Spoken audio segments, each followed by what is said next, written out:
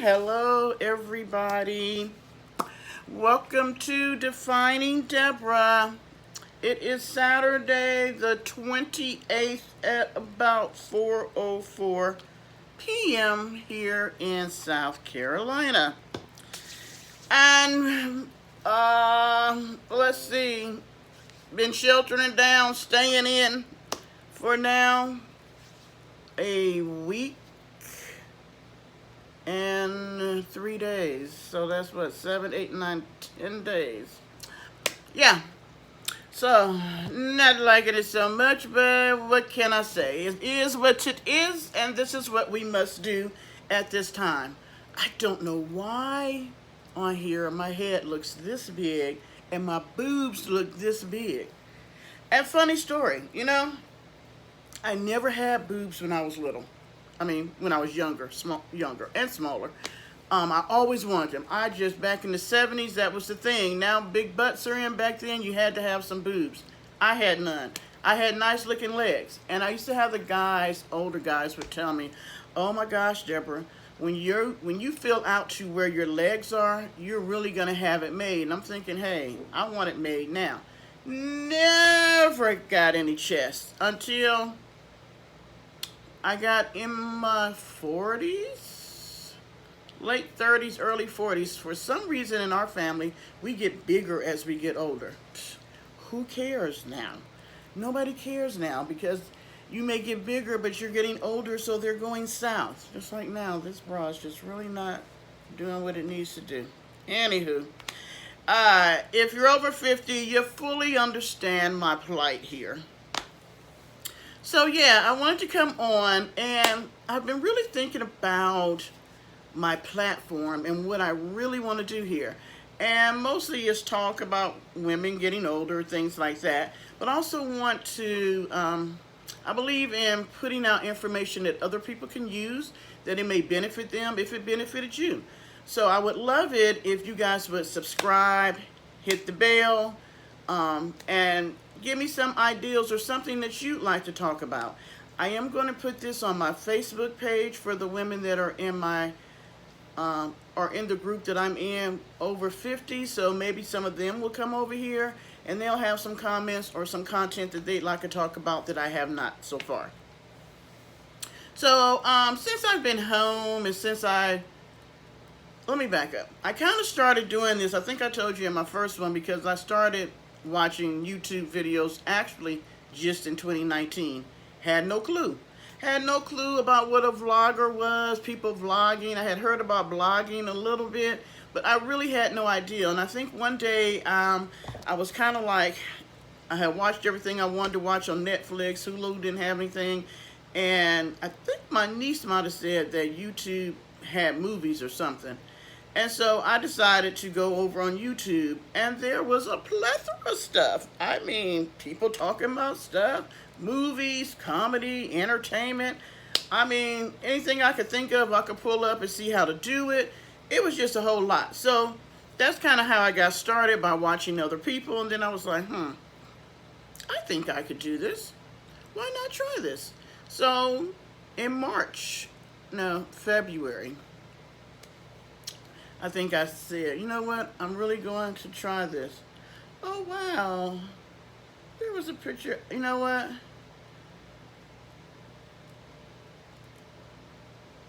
I'm trying to figure out how, I'll tell you, technology at its best. Because I have my TV on because I was watching another vlogger before I came on. I was finishing up their little video.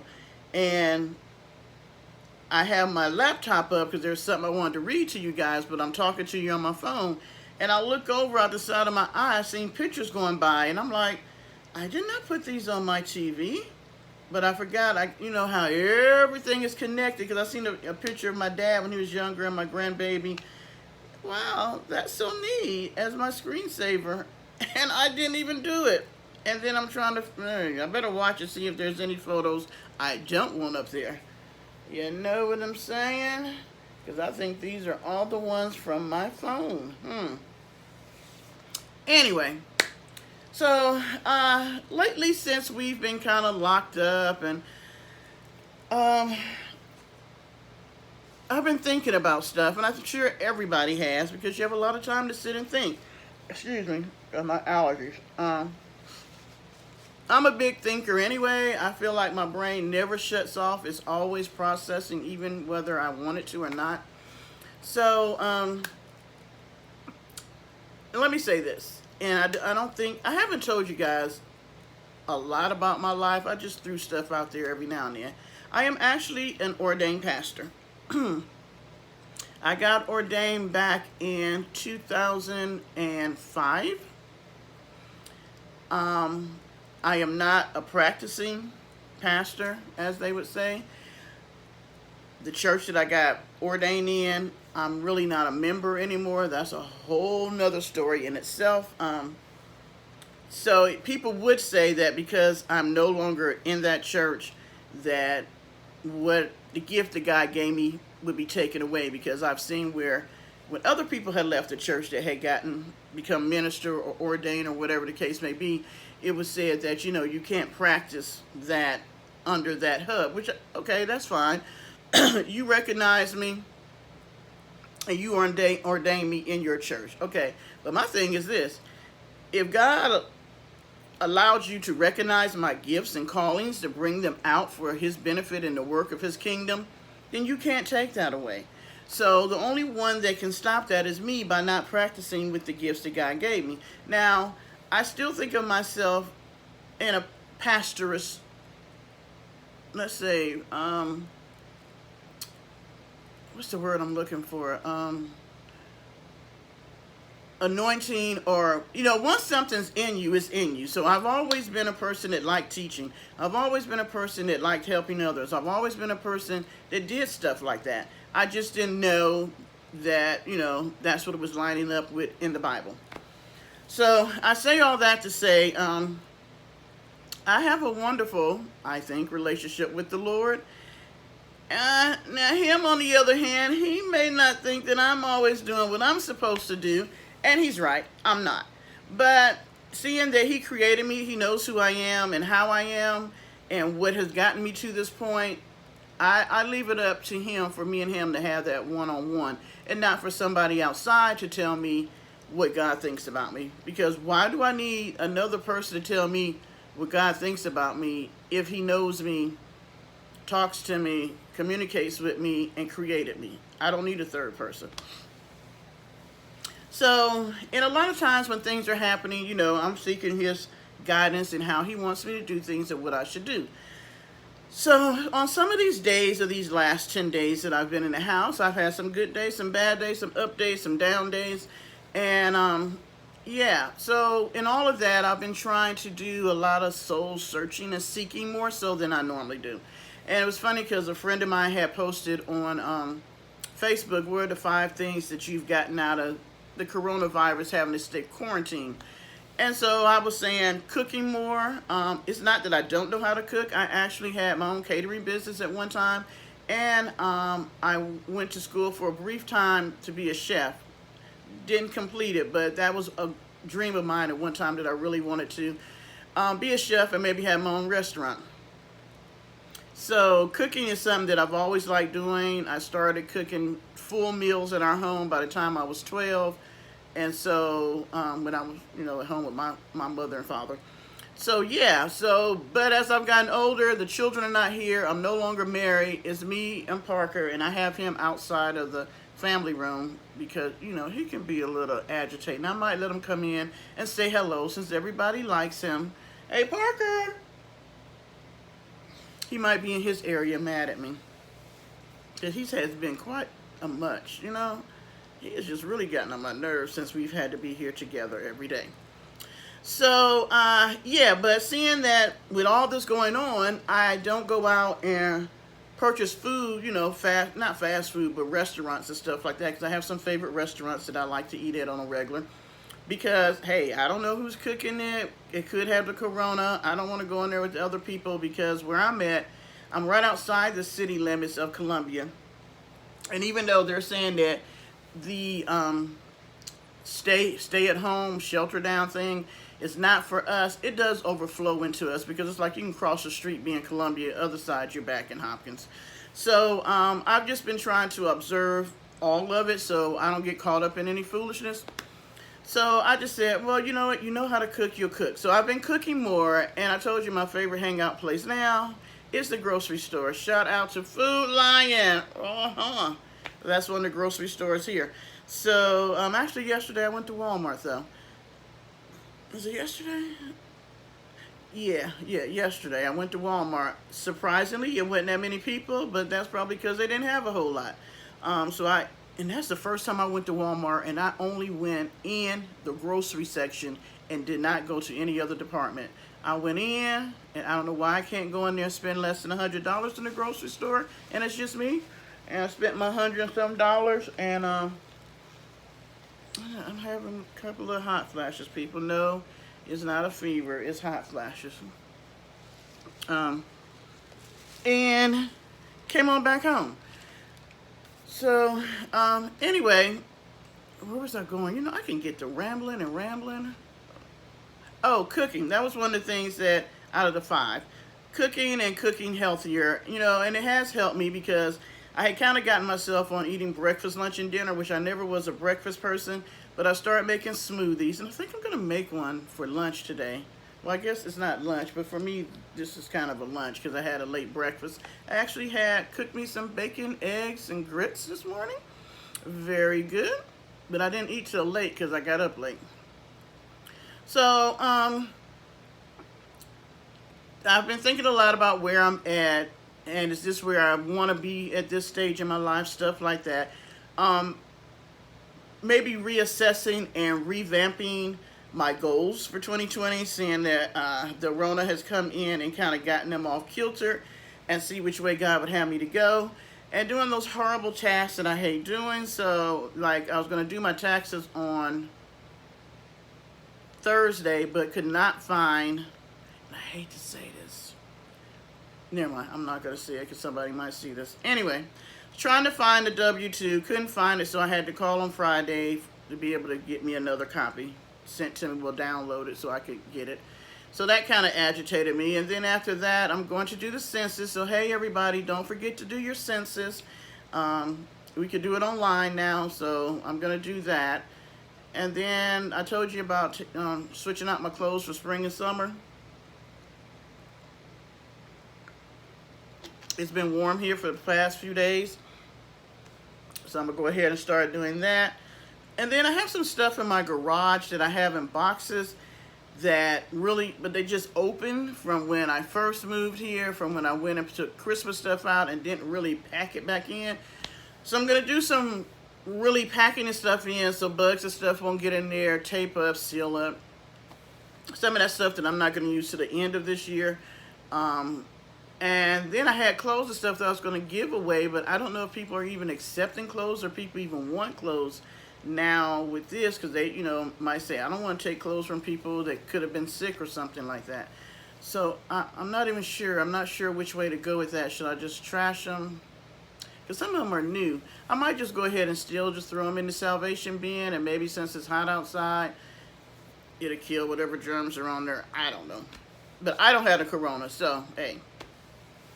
So yeah, that was my, and of course, my first thing was the fact that, as far as I know, nobody in my family has gotten the virus, and everybody is healthy and fine. So I thank the Lord for that. So, but anyway, all of that her question kind of got me to thinking. And so, the title of this is going to be, Where's the Beef? You remember that commercial, for those of you who are old enough, that had the old lady, I want to say it was a Wendy's commercial, and it's about hamburgers. I think she goes to one place, excuse me, and they were talking about the hamburger was so small that she was like, where's the beef? Where's the beef? Okay, if I could find it, it would be neat if I could plug a little bit of that into, or put it on the front end of this video. I don't know. I need to get with my nephew. I keep saying that, and I haven't yet. But anyway, yeah. So the name of the title is Where's the Beef?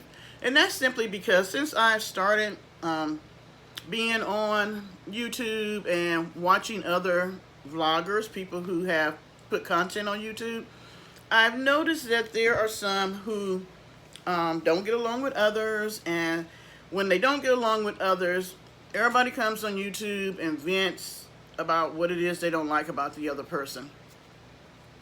Okay, well, I don't necessarily like that, but hey, it's your page, you can do whatever you want on it. But then it gets to the point where now we're not just talking about people, we're putting people's personal business out there. We're involving their family, their friends, their mates, their children, going in their past, digging up their past. And I was watching it. And I had to start questioning myself and ask what was entertaining about it. It probably wasn't even me asking me. It's probably God was like, well, here you are commenting.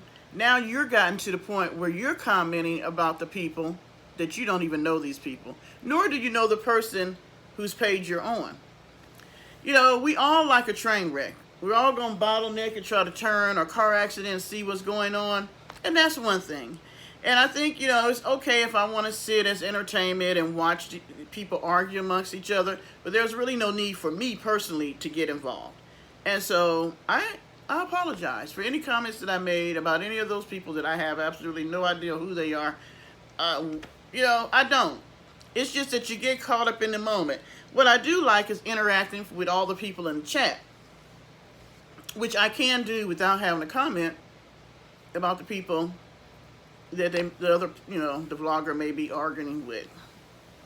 I say that because I moved down here into this town, and it's a very small town. And if you're from a small town, you kind of know how this is. Everybody knows everybody. They grew up with each other. They're related somehow, all this stuff. Well, I'm not. So I didn't know anybody when I moved down here. I'm not related to anybody. But the funny thing is, since I've been here in the last 4.5, 5 years, I've gotten to know people mostly because if I meet one person, they're going to tell me about other people. Then somehow they may be related to some people. Then you meet them later on. You hear that name. You're like, oh, everybody talks about everybody. Everybody's in everybody's business. And everybody wants to give you a rundown of what the next person did in their past. And my thing is this. We all have a past.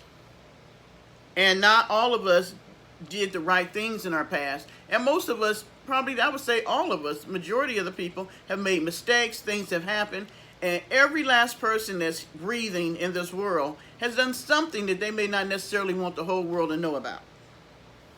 And so in saying that, I think it's important for us to understand that as you grow, you do better, hopefully. Now, some people don't. Some people repeat the same mistakes and things over and over again. But for the most part, as you get older, you start realizing the things that are not important, the things that might have got you upset in your 20s, you're now in your 50s, and you're like, it doesn't even matter. The things you used to do that were detrimental not just to you, but to other people, you've stopped doing. And one of the things that I found that is not productive for me, I can only speak for me, is bringing up other people's past to use that against them now in their present. So I don't like that. I don't, because I have a past, and I don't think I would want it if somebody went in my past and put it all on YouTube. And it's not like because I went to jail or anything like that. It may be just some of the things I did in my 20s, and I didn't know my head from my butt. Let's say if they did this, let's just take out going to jail and all that. Let's just say, hypothetically, if somebody got mad at you and they decided to take all your financial business from the time you started making your first dollar to now and put it on YouTube, how many of us would be embarrassed about how we've handled our money and what we've done with it? Or let's say they took your job career business, such as from your first job to now, and how you handle the different jobs and how you acted and things like that. Or your parenting. If they could somehow get a background check on how you parented from the time you had your child to where they are now. There's a lot of things that we got wrong. And so my thing is this: if the person has grown from it and moved from it and they're older, who are we to bring that up? I mean, what makes it okay